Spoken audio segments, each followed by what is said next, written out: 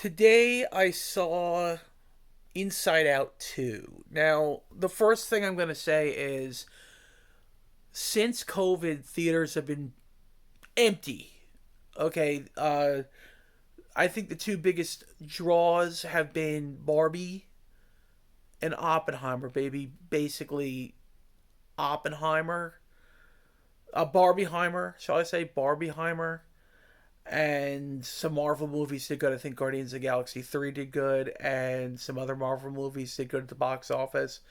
And Avatar 2 did really good at the movies as well. It didn't do as good as the first one, but it did pretty darn good.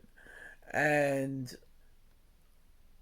first thing I gotta say, the theater was packed. We went to, I know it was Discount Tuesday, and I know it's the summer and kids are off, but man, was this movie really packed on Discount Tuesday at 1:20 in the afternoon. Wow.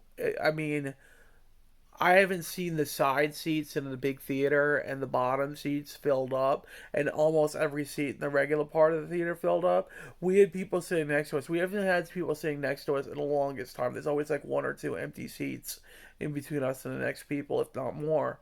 And oh man, it was packed. And then like a couple theaters down, you had Garfield, and that was packed as well. So maybe theaters are back. Maybe they're coming back finally. I can't say the same about the mall. The mall is totally empty. There's like nothing there.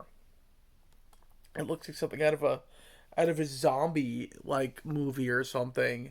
Um, the mall. It's just pretty scary. I think there's still a food court and two restaurants on either side. On one side is Cody's, and I don't know what's on the other side. But Cody's Roadhouse, which is a Florida chain.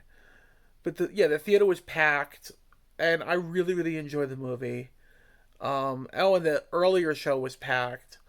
There was like a bus full of kids that showed up to the movie, and so it was really packed. And um,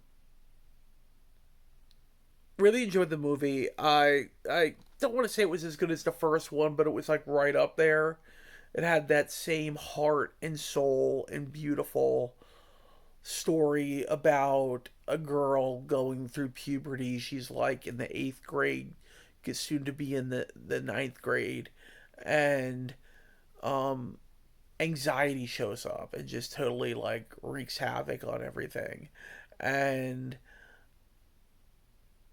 I deal with, I mean, everyone deals with emotions. I mean, it's just relatable on many levels. But I deal with mental illness, bipolar and whatnot, and anxieties and stuff, and anger issues and stuff. And I could totally relate to every single depression. I could relate to every single emotion that Riley had in the movie while she was at hockey camp, and I I think that's the part that's relatable about this movie, just the emotions that we feel in life and how we deal with them. And in the end, the core message is that sorry, the core message in the movie is that hey, all these emotions are our emotions. Don't be ashamed of our emotions. Don't want to get rid of any of them. They're all us. It's who we are as human beings.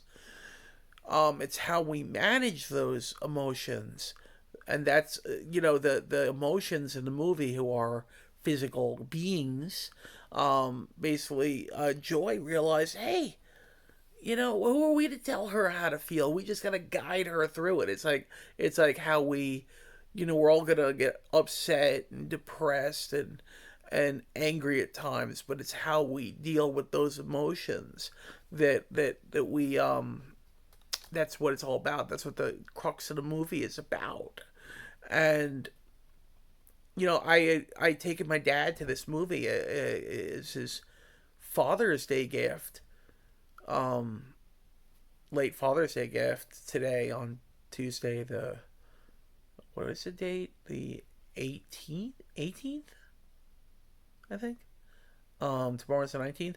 So I brought him as a gift to this movie, and we were at the end crying our eyes out. I mean, it was sad, and um, despite the fact that there were tons of little kids in the theater talking and making noise and going up and down the stairs to go to the bathroom and whatnot, and to go to the concession stands, really enjoyed the movie. I kind of toned a lot of that out, and really enjoyed it. And I would again, if I'm going to rate this, the first one I would give a 10 out of a 10.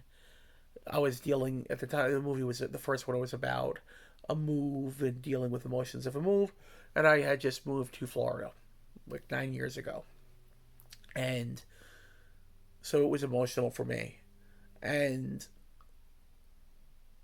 that I would give a 10. This will give probably a 9.5 out of a 10. Same as Star Wars Episode 4, The Acolyte.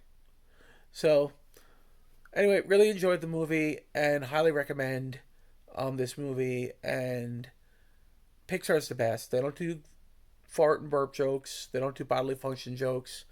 They don't do any of that stuff.